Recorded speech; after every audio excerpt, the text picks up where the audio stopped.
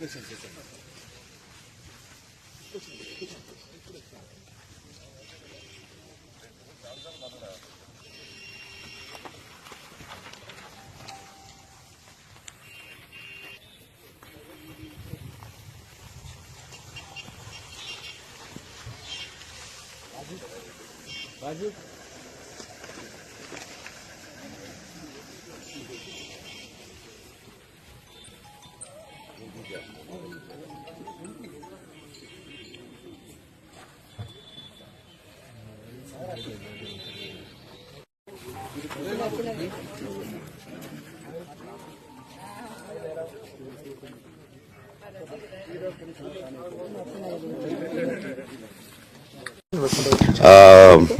Uncle విజయవాడలో ఉంటారు.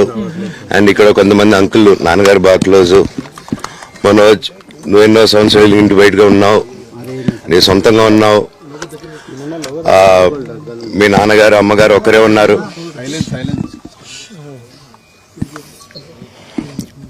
మీ నాన్నగారు అమ్మగారు ఒకరే ఉన్నారు. మీ అన్నయ్య ఏమో దుబాయ్కి షిఫ్ట్ అయిపోయాడు ఫ్యామిలీతో. మీ వైఫ్ ప్రెగ్నెంట్గా ఉంది. తనకి తల్లిదండ్రులు లేరు. తనకి ఇప్పుడు మీ అమ్మ అవసరం ఉంది, పెద్దోళ్ళ అవసరం ఉంది.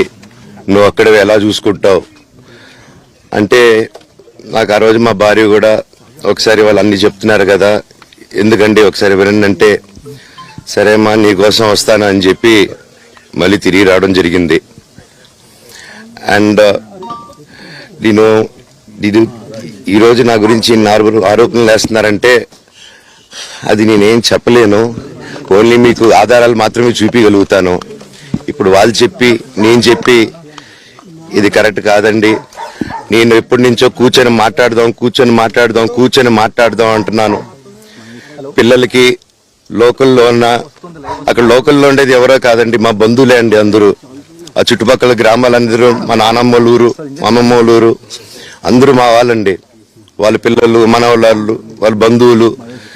సో వాళ్ళకి అన్యాయం, వాళ్ళు నాకు వాళ్ళ అర్జీలు పెట్టుకున్నారు, వాళ్ళ లెటర్లు పంపించారు, వాళ్ళన్నీ చేశారు. నేను వాళ్ళకి సపోర్ట్ గా మద్దతుగా నిలబడి ఏమైంది నేను అడిగేసరికి వినయన్ అతనికి ఫోన్ చేశాను, మెసేజ్లు పెట్టాను. సార్ వాట్ ఈస్ హ్యాపెనింగ్, నేను కావాలంటే కాలు మీద కూడా పడతానండి, ఈ ఇష్యూ క్లియర్ చేయండి, మాట్లాడుకుందాం అంటే చాలా దురుసుగా రిప్లైలు పెట్టారు. నేను ప్రతిదీ ఈరోజు సాయంత్రం 5:30కి ప్రెస్ మీట్ పెట్టి ఇన్నాళ్ళు ఆగానండి, ఇంకా ఆగలేను. ఈరోజు ఈవినింగ్ ప్రతిదీ చెప్పేస్తాను.